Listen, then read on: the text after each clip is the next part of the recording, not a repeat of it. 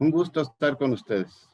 Soy el doctor Sergio Ricardo Márquez Rábago, catedrático del posgrado de la Facultad de Derecho de la UNAM en la Ciudad de México. Un placer estar en este evento tan relevante, organizado por la ONU, la UNESCO, la Cátedra del CEMEC y la Universidad de Quebec, Canadá, en este Simposio Internacional 2021 sobre democracia, ciudadanía global y educación transformadora. Nuevas perspectivas para comprender y actuar juntos. Participo con distinguidos académicos en esta mesa de participación ciudadana y desafíos en México. Mi ponencia es la transición democrática y sus desafíos actuales en México. La independencia de México se consuma en el año de 1821. A mis espaldas verán un óleo de Agustín de Iturbide, que fue quien es el que consigue, a través de la firma de los tratados de Córdoba, el Plan de Iguala, la independencia de nuestro país. Los mexicanos siempre hemos estado divididos en cuestiones políticas. Es algo que no nos debe de extrañar, como la mayoría de los países, ¿no? Que siendo serios tienen 2 o 3 partidos políticos importantes, y algunos obviamente cuentan con más de este tipo de organizaciones. Pero los mexicanos, desde 1821, que obtenemos nuestra independencia, empezamos a discutir sobre diferentes cuestiones.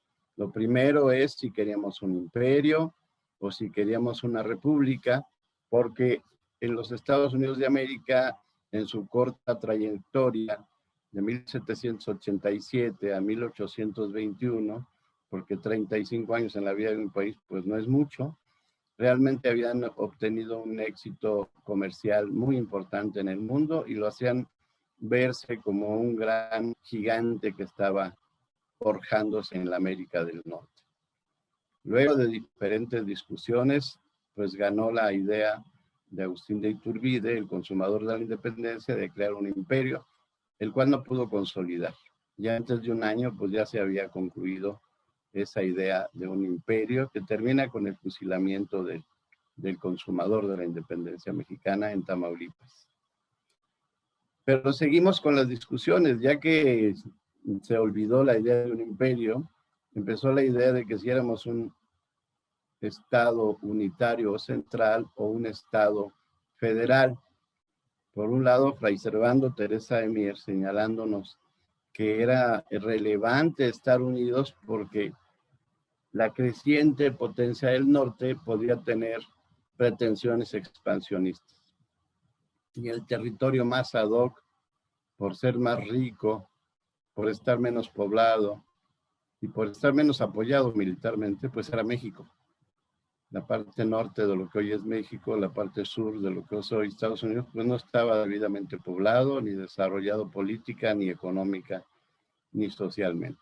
Por eso, bueno, se dieron los diferentes movimientos independentistas de venta de tierras, etcétera, que hacen perder a México más de la mitad de su territorio, más de 2 millones de kilómetros cuadrados. Pero, de hecho, seguimos adelante y esa República Unitaria o Central estará pugnando contra el federalismo que había impuesto Miguel Ramos Arizpe en 1824, pero de 1824 a 1835, no estamos hablando de muchos años, 11 años básicamente, tuvimos 15 presidentes de la República, lo que hace ver la gran confusión que se vivía en el país. Esos 15 presidentes, solo el primero duró un periodo presidencial. El promedio de los otros es inferior a un año. Por ello, para 1835 se abandona la idea del federalismo y finalmente, por la influencia de Fray Servando Teresa de Mier, se establece la República Unitaria o Central. De todas maneras no sirvió de nada porque se perdió poquito después la mitad de ese territorio contra los Estados Unidos. Esa República Unitaria Central estuvo vigente de 1835-36 hasta 1843, no fueron muchos años, 6, 7, y tuvo 2 constituciones. La primera tuvo que suplirse porque había un conflicto grave con un cuarto supremo poder conservador que finalmente tiene como alcance el terminar estableciendo nuevas reglas centrales en las orgánicas de 1843.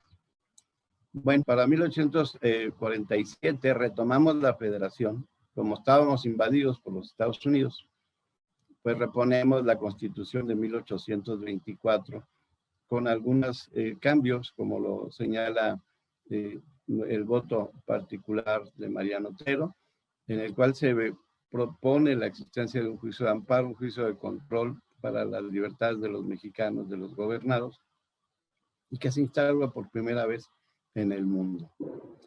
Solamente esos 11 años de centralismo son los que nos separan del federalismo. Así que los 200 años o más de 200 años de vida independiente de nuestro país han estado casi 190 años en la vía del federalismo, lo que no es un tema entre los partidos políticos mexicanos de hoy en día. Todos estamos contentos con nuestra forma de Estado y así seguiremos. Pero el devenir de la política mexicana y de nuestro sistema político arrancó con caudillismo, con caciquismo. Nos señala Enrique Krause que el caciquismo son criollos, hijos de españoles que tienen grandes intereses económicos en regiones identificadas del país y que finalmente son un poder entre el poder federal y la región, el estado, el municipio. A tal grado llegó a su poder que quitaban gobernadores, presidentes municipales, pero también llegó el momento en que se dieron cuenta los mexicanos de este grave problema y se prohibió en la Constitución la existencia de autoridades intermedias que tuvieran que ver con algún manejo de recursos públicos entre las entidades locales y las entidades federales. Este cacique tenía también como tarea hacer prevalecer al partido oficial en el gobierno, apoyarle. Nuestro país pasó de ese caciquismo al caudillismo con personas que lideraban facciones beligerosas que tenían o no la pretensión de terminar en el poder político y que finalmente imponían su voluntad en cierta región del país, muy importante por cierto. Varios de esos caciques llegaron a la presidencia de la República. De 1824, ya con el régimen constitucional en pleno, a 1857, pues se destacan las figuras de Antonio López de Santana, se destaca la figura de Benito Juárez, la figura de Juan Álvarez. Finalmente, estas dictaduras, prácticamente yendo y viniendo del poder, Antonio López de Santana, Benito Juárez con 2 elecciones y dentro de sus 13 años de gobierno con mucha incertidumbre por la invasión francesa también, logra finalmente restaurar la República, lo que se le debe a este gran oaxaqueño. El otro oaxaqueño que va a sucederle en el cargo con un breve espacio del Lerdo de Tejada es Porfirio Díaz. Porfirio Díaz representa para México la dictadura personal. Más de 30 años en el poder y finalmente termina retirándose a Europa con un poco de tiempo de vida para gozarla con su familia en Europa. Porfirio Díaz, si bien es cierto, es un hombre de claroscuros y de muchas situaciones negativas, también dejó un gran avance en la creación de una clase media y muchos beneficios para el país.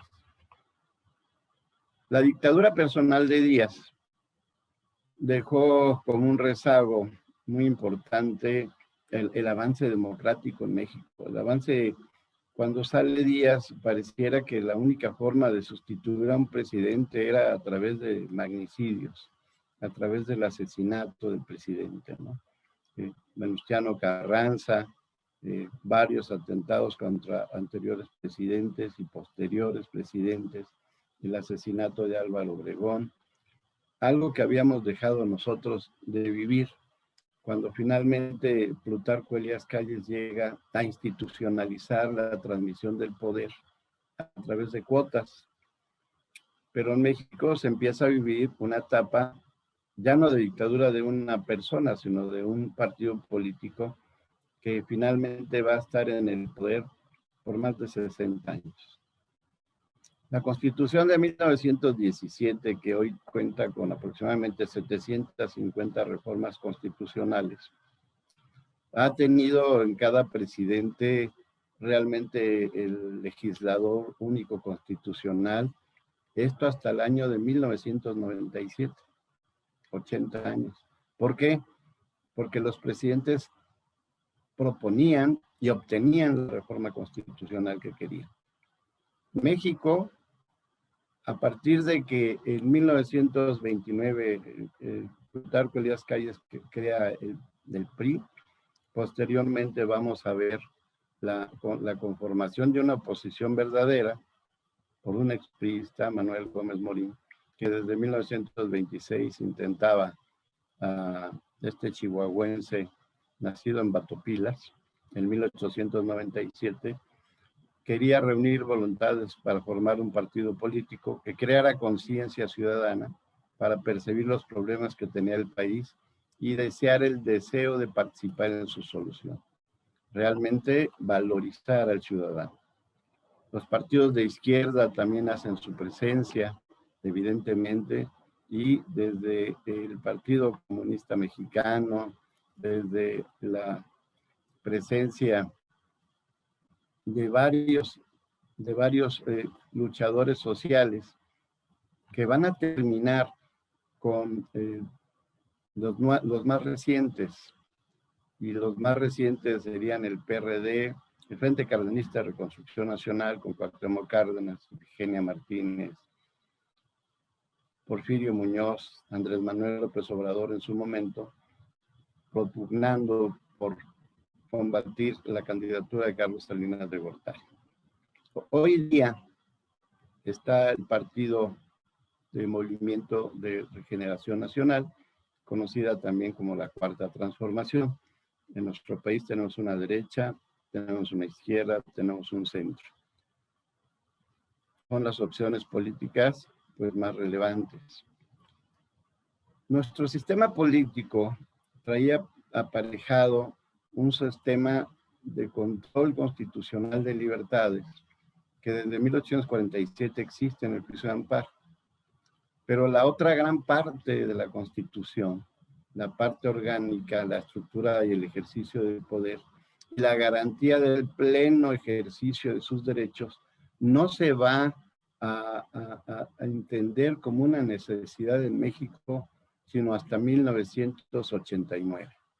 ¿Por qué 1989 es tan importante? Si bien habíamos iniciado la etapa de apertura, de liberalización del sistema político en 63, creando 20 diputados de partido, y habíamos llegado después a 100 y 200 diputados de representación proporcional, y a 32, a 64 senadores de minorías.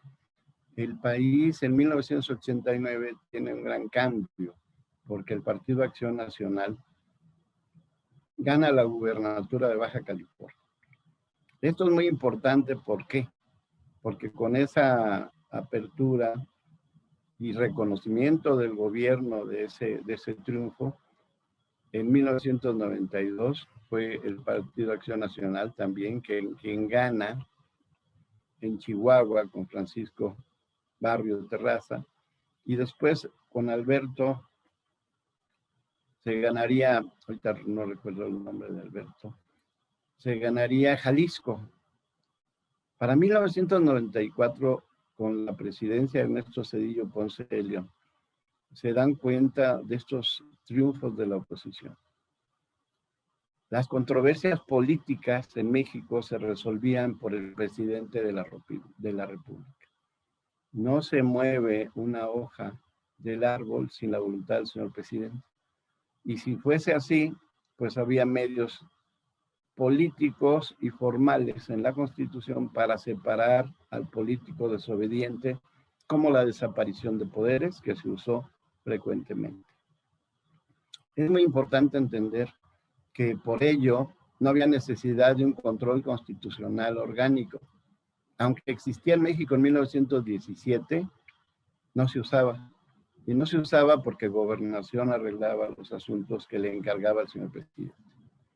Y esto hace que en 1994, cuando ya los contendientes en una lucha política no respetaban la jerarquía del presidente de la República, porque el gobernador de Jalisco o el gobernador de Baja California o el gobernador de Chihuahua no tendría por qué obedecer a un presidente priista, pues entonces se dio la gran reforma constitucional en México en materia de control constitucional, y es precisamente la transferencia de la facultad de resolución de asuntos contenciosos políticos a la Suprema Corte por esa facultad metaconstitucional que tenía el presidente, sin estar formalmente consignada, de resolutor de controversias políticas. El avance de nuestro país ha sido claro. La liberalización como una etapa de transición democrática está presente. La democratización, queremos avanzar hacia ella. En los primeros 60 años, 70 años de dominio del partido oficial en México, el 80% de las reformas constitucionales provenían de la iniciativa presidencial. Y el otro 20%, el 95% de su partido. O sea que prácticamente lo podríamos catalogar como un legislador constitucional único en México. Eso es algo evidentemente no muy conveniente para una democracia. Para una democracia lo conveniente son elecciones limpias, elecciones creíbles y elecciones aceptadas por los partidos políticos. En nuestro país es claro que las decisiones son muy aceptadas cuando se gana, pero no cuando se pierde. Y eso es algo que tenemos que corregir los mexicanos. Afortunadamente, la primera premisa, que es precisamente que el ciudadano se dé cuenta de su fuerza, está presente. El ciudadano ya sabe que crea gobernantes. El gobernante ya sabe que si castiga al partido en el gobierno porque no le gusta su política, tendrá una nueva oportunidad con un nuevo partido en el nuevo gobierno. El ciudadano sabe dar la confianza a quien la debe dar. Como dice Giovanni Sartori en su Reingeniería Constitucional, el garrote o la zanahoria. El garrote, el votar en contra de aquel que no lo hace bien, o su zanahoria, el darle un premio, eso decía él porque era caballista y le daba zanahorias a su caballo, y le daría otros 4 años o 6 años de ejercicio presidencial. En los casos en que se puede. Giovanni Sartori no habla necesariamente de México. Es muy importante entender que el ciudadano está consciente y que lo que queremos hacer prevalecer es un Estado de derecho. No es posible hablar de que ahí les va una iniciativa de ley y no le pueden cambiar ni una coma, porque me recordaría a los escenarios de 1824, cuando por no cambiar una coma, pues cambiaron toda la Constitución en 1835. Los mexicanos estamos conscientes que tenemos una tarea que cumplir. Esa tarea que cumplir se llama compromiso con México. Nuestra tarea es participar en la política del país, tiene gran relevancia. Este próximo 6 de junio se redefine nuestra historia. Nos aproximamos al Estado de Derecho o al contrario, nos podemos encontrar en una vorágine postelectoral. El INE y el Tribunal Electoral del Poder Judicial de la Federación tienen un gran prestigio y un gran compromiso con la sociedad. Todos tenemos que apoyar el desarrollo de nuestro país y su Estado de Derecho. Les agradezco su atención.